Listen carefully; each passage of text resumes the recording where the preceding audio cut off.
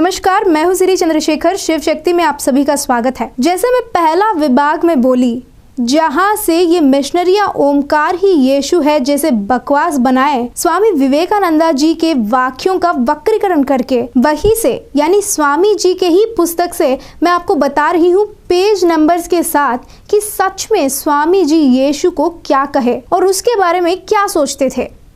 ये किताब तेलुगु में है, उत्तेजनीय प्रसंगालु। वहां से उन वाक्यों को मैं अनुवाद करके आपको बता रही हूँ। पेज 28 में ये लिखा गया कि मोहम्मद ने ही बताया कि यीशु ही वो शांति दूत है जिसको भगवान भेजने का वादा किया था। ऐसे कारण जन्मी कई देशों में बहुत थे। इसका मतलब यीशु ही अकेला अवतार पुरुष नहीं है। ऐसे बुलबुलें कई सारे हैं। वो सभी खुद को भगवान के दूत के रूप में देखते थे। अब पेज 36 और 37 में यह लिखा है कि अगर हम व्यक्तित्व के रूप से देखेंगे तो बुद्धा पहले आते हैं, उनके बाद यीशु आता है। हाँ, मतलब सही है, यीशु तो कई झूठ बोलते थे, दोगलापन दिखाते थे। इसीलिए ऊपर से वे ये बात अमेरिका में कह रहे थे जहाँ पर ज़्यादा ईसाई मौजूद थे, तो शायद उनके लिए ही वे इतना प्यार से बोल रहे होंगे। उसी पेज से अनुवाद कर रही हूँ।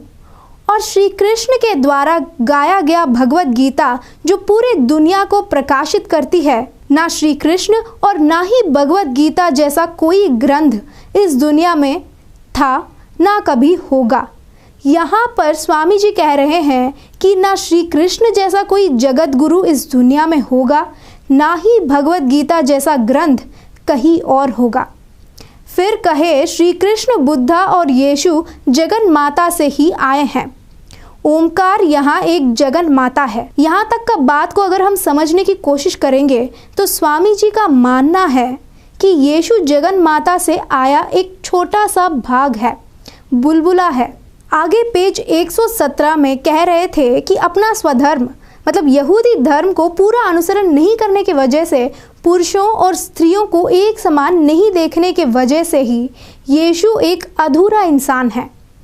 देखा, यहाँ पर स्वामी यीशु का नेगेटिव पॉइंट्स बोल रहे हैं। अब औरतें यीशु के लिए विशेष रूप से काम करने के बाद भी यीशु यहूदी धर्म के आधारों पर उन्हें अपना शिष्यों के रूप में स्वीकार नहीं किया। मतलब जितने भी औरतें यीशु के लिए काम की, यीशु ऑफिशियली उन्हें शिष्यों के रूप में स्वीकार नहीं किया था। एक स्त्री को इतना सम्मान नहीं देने के कारण वो अधूरा इंसान ही है, ये कह रहे थे स्वामी जी। फिर कहे बुद्धा भी पूरा इंसान नहीं, पर स्त्री का सम्मान करते हुए अपनी पत्नी को पहला शिष्य बनाया था।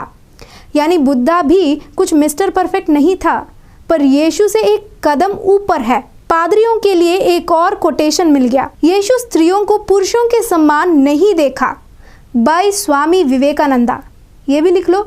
अब पेज 118 में स्वामी बता रहे हैं, उससे पहले आप याद रखें मैं इन लाइनों को अनुवाद करके संक्षिप्त में आपको बता रही हूँ।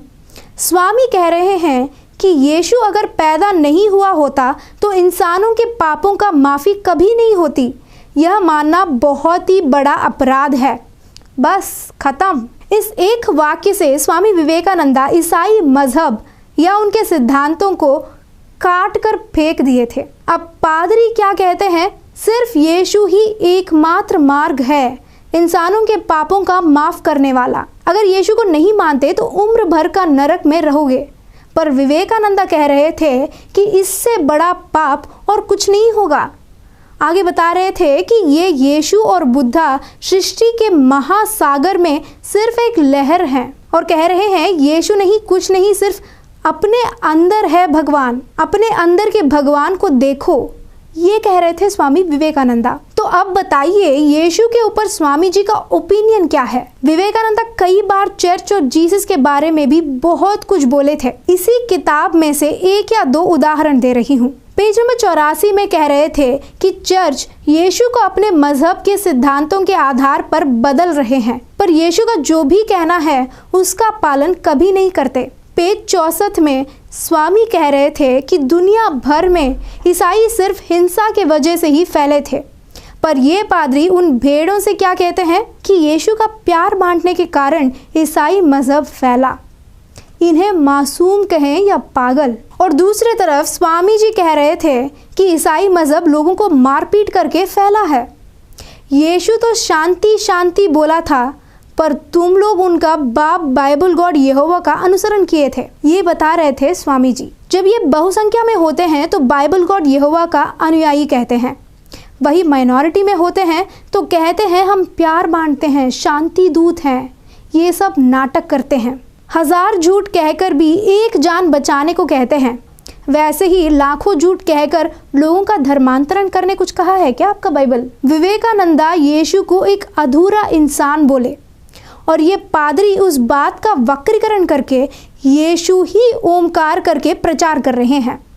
ये लोग एक स्लो पॉइजन की तरह हमारा धर्म आईपी को चुरा कर हमारे धर्म का नाश कर रहे हैं।